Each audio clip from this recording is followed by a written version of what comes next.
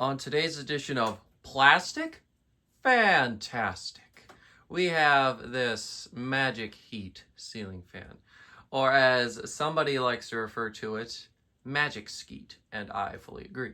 This thing is bad. Uh, I'm at a loss for this fan. The amount of messing around I've done with it, I've messed with this dang thing so much, just to get it to actually be here on a demonstration video. So I'm even more mad at it than most people are when they first experience a Magic Heat. So that's always fun. So this one is one of the most common. You see the polished brass, well, polished quote unquote brass finish. It's plastic. Everything is plastic, well, except for the blades. The blades are balsa wood. This one is sporting the stencil, which I quite like. We're using a Robbins & Myers light kit because that's what I had available, and it also matches the plastic pretty well. So the screws in the motor are not plastic, and the actual mounting bit is not plastic. The down rod, plastic. Canopy, plastic. Housing, plastic. Blade arms, plastic. Switch housing, plastic. Flywheel, plastic. It's all plastic. It uses a little Westinghouse stack motor in it, and it's way undersized for what this fan needs. And actually, these are pitched at around 15 degrees normally. The blade arms will somewhere around 15. But they had to make a special flywheel that decreases the pitch because the motor is too puny to spin it normally. And replacement parts for this thing, yeah, good luck. This one didn't come with a switch cap, which is a little disappointing. However, I don't really hate this light kit on it, actually. So, all in all, it's okay. Don't know why. Oh, I bet you my stupid phone switched lenses. And now it looks terrible. It looked good, and now it looks terrible. I gotta see which lens it's using. It's using this one. Why it's switching them on me, I have no idea. Because now the video looks terrible. Can we, change that, please? Look, I gotta be honest with you. I don't know how this dang thing works. Hold on, let's try that. Oh, there we go. I got it. Ha. Yeah, all this fancy technology with all these extra things is just too much for me. I'd rather be able to handle it all myself and not have it automatically do a bunch of crap. Anyways, so let's get this thing started. So, this pull chain, the extension is put on there because I could. I didn't want the pull chain slipping back through. See, there it is with the light kit. These oversized bowls are almost always what you see with these original type fans or any sort of original knockoff. So I was like, yeah, okay, we'll do it. Because the light kit it came with was like a Fasco Corsican brass fixture or something like that. And it just looked absolutely awful. I actually know it's buried. I can't really access it right now. But anyways, so the fan, instead of a pull chain, it's got this 3-speed knob, which looks like a faucet, which is nice. You got your little faucet to turn the fan on and off, because why wouldn't you? Got a bit of a buzz to it. I don't know what it is. I don't care. This thing is gonna see the light of day whenever I want to do a video of it, and that's about it. It's a sorry excuse for a fan, really. It's not good. So yeah, this here is low speed. I mean, it's fairly slow. I would consider this almost aesthetic. Maybe a little bit fast for an aesthetic low, but it's not the worst. And I do not know what all this vibration is, and I don't really have time to care about it. I've got a few other fans I want to put up today, and I kind of want this thing to come down as soon as possible because, I don't know, I don't really like having it up. It's just not a really good fan, first of all, and they're pretty fragile. So, oh gosh, I can't remember the parent company for the Magic Heats. Actually, no, I think it was just Magic Heat. I think Magic Heat, they either made fireplaces and stoves, or they made things to reclaim heat from said stoves and stuff. And one of the things was this fan here. And, I've already sort of talked about everything about it, and why they went for plastic, I don't know. People oftentimes confuse these with, what do you call them? Island fan plantations. However, they're totally separate companies. Maybe, I think Dan said maybe they used similar suppliers, but I do not know. I honestly do not remember. But anyways, it is a 52-inch fan, as I'm sure you'd expect. And you can reverse it as well. So anyways, there's low speed. Let's go see what it's drawing here on the kilowatt. I'm kind of curious to see. See, 0.21 amps, 24.3 watts, then almost a whole power factor. And one of the arms I do believe is a little bent. It was sitting, well, actually it's confusing. The way it was sitting on its blade would imply that the blade would be bent down. However, one of the blades is bent up, so I don't know. And I'm not going to correct it, and if you have one of these and it's bent, I don't recommend correcting it either. The things are plastic. Don't tamper with them. Just put them up and take them back down, and be careful. When you're putting on the blades, do the first blade, then the blade directly across them, it fully secure them. And then do that motion as fast as you can, as to not break the flywheel. Even though the blades are really light, you know, they're balsa wood still. Always err on the side of caution with these things. They're really fragile. I've been super careful. And I was not happy having to put this thing up, take it down, put it up, take it down, put it up, take it down. And then having to open up the actual motor housing quite a few times. This is all plastic. If something gets stripped out, it's ruined. So I was really not happy about having to do as much as I did for it. I paid $20 for this. Now, if it wasn't a collectible piece, that would be a ripoff. Hell, you'd have to pay me to come and take it. Literally, like that's just how much of a disappointment these really can be. But yeah, you know, I paid $20 for it. It's a rare fan, so you know, I didn't really have any problem doing that. And yeah, here on medium. Now, I should also mention, because of, you know, the puny motor, the fan is a bit slower. Don't go very fast. I do not know what all that noise is. It could be the bearings, it could be something else.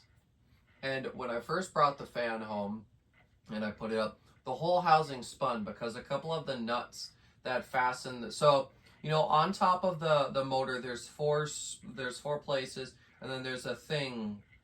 It's got 4 little arms that, you know, all get fastened on with the, you know, with hex nuts. And then the down rod, which is plastic, you put it through there's a center hole like on the top of the thing. All 4 of the arms meet in the center. And then, you know, you've got the hole for the down rod. And then both on the top of that and then on the bottom, there is a place there is a hex nut. And apparently those got a little bit loose, which allowed the whole fan to rotate. Now, all the hex nuts weren't getting any looser. Well, maybe they would have started eventually. But anyways, that just allowed the whole entire thing, the whole housing to rotate. Yeah, I really do not know why it's making so much noise. I don't have a whole lot of time to really troubleshoot, you know. And actually, after taking a look at it, I don't think any of the arms are actually bent. I think what's going on here is that the whole fan actually hangs crooked. I don't know if you guys can see it, but in person, it is actually quite noticeable. The light kit actually helps take that noticeability away a little bit, but it does hang crooked always, no matter what you do. So that's one of the little annoying things there. Anyways, let's see here. 0.34 amps, 40.7 watts, and still almost a whole power factor. We're at 0.93, now we're at 0.97. This is probably going to take us to 1. So you take it to high.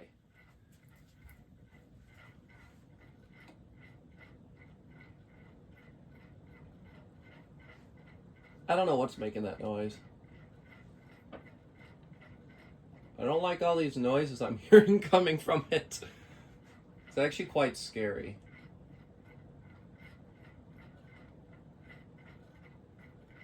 But yeah, on high speed, let's see. Okay, I'm getting the slightest little bit of movement on a piece of bubble wrap. A couple feet away from the tip of the blades.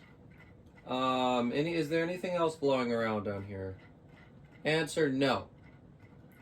All I can manage to do is blow a little piece of bubble wrap. One piece. Normally when I got a fan on high around here, wires are blowing, all of my plastic bags and bubble wraps are all going crazy. This thing, nada. So, on high speed, let's see what we're drawing here. And yeah, this thing is terrible. Anyways, 0.56 amps, 66.7 watts, and no, still 0.97 on the power factor. Alright, I'll go ahead and give you a close-up. Not like you're going to be able to hear much air movement from this thing. It's terrible. But, you know, gotta stick to tradition.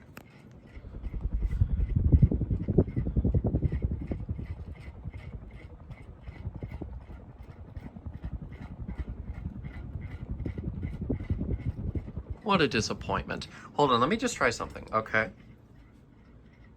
This thing on low speed is doing the same thing that this thing is doing on high. And for reference, that's like a 153/9 or 10 millimeter motor. So it's a depressing fan. These things were terrible. Now, I do believe these were magazine order. And when you think about it, this was the best of the magazine order fans, okay?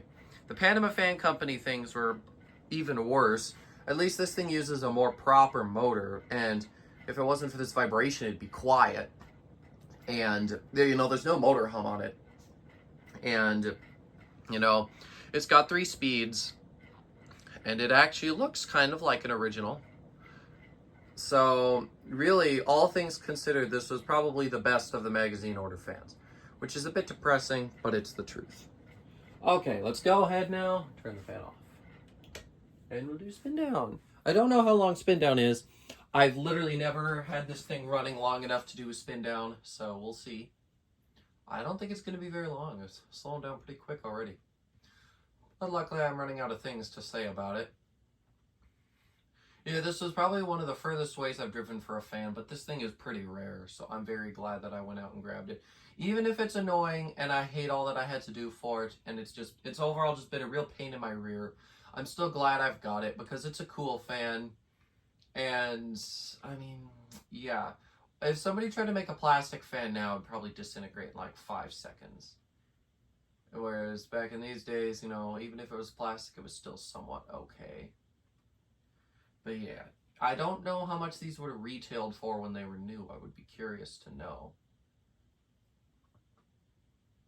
Spin down actually isn't as bad I was thinking. Of course, the fact that it's a little crooked may be aiding this slightly, but of course, the blades have hardly any weight as well, which also kind of helps it stop quicker, I think. I mean, literally, the blades weigh hardly nothing. But even so, I still recommend doing that same thing I was mentioning earlier with the blades, where you put one screw in like on one of the blades, then you go across and do the other one, then you do that really quick in between as to not give it much time for the flywheel to break, then fully attach those 2 blade arms, and then repeat the process for the other 2. That's just the best way to do it. And I actually do that with all flywheel fans, not just these junky flywheels that are impossible to find replacements for. It doesn't matter, even if it's the most common, like Casablanca or Emerson or Fanimation flywheel. I'm still going to be extra careful with it. But yeah, this fan, this is one of those that really needs a lot of care. You know, got to be really careful with these things. So if any of you do ever come across one of these, make sure you're careful with it. These are fragile, and they're very rare and very, I guess, special to some people. I don't know. I don't really like it too much. Only reason I'm keeping it is because it's kind of uncommon, and it's a cool piece to have and maybe put up every once in a while to enjoy. But I think I've enjoyed enough of this thing already. I'm going to do my photo shoot with it, take it down, and put up a different fan. And what's sad is that this is another fan with a puny motor like the Northwind that's going to outperform this one on low speed. So it's sad. It's really sad. But anyways, yeah, thank you guys so much for watching, and I should also mention if there's any other information you feel like I didn't talk about in the video that you want to add in the comments, feel free. I've got quite a few things I want to do today, so I didn't really go ahead and do all the research that I would normally do to talk about in a demonstration video. So yeah, if there's anything you want to mention, tell me in the comments. So yeah, thanks for watching, and I'll see you later. Goodbye.